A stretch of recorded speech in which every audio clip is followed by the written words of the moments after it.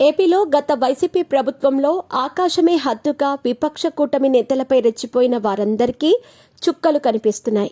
ఇదే క్రమంలో వందల కొద్దీ సోషల్ మీడియా కార్యకర్తలు, పార్టీల నేతలపై కూటమి ప్రభుత్వం కేసులు పెడుతోంది. వీరిలో పలువురికి ఇప్పటికే అరెస్టులు కూడా చేసింది.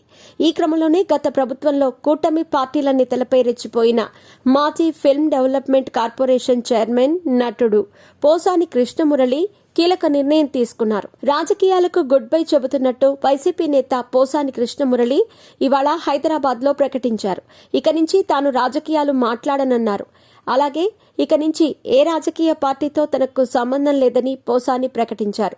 వైసీపీనే కాదు, ఇప్పటి వరకు ఏ పార్టీలో తనకు సభ్యత్వం లేదని కూడా ఆయన చెప్పేశారు. ఇక ఏ పార్టీని పొగడను, మాట్లాడను, విమర్శించనని తేల్చి చెప్పేశారు.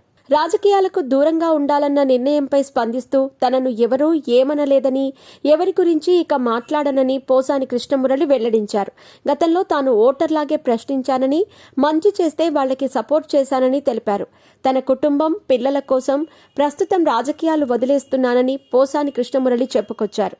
ఇప్పటికే ఏపీలో పోసానిపై పదుల సంఖ్యలో కేసులు నమోదవుతున్న నేపథ్యంలో ఆయన నిర్ణయం సంచలనంగా మారింది.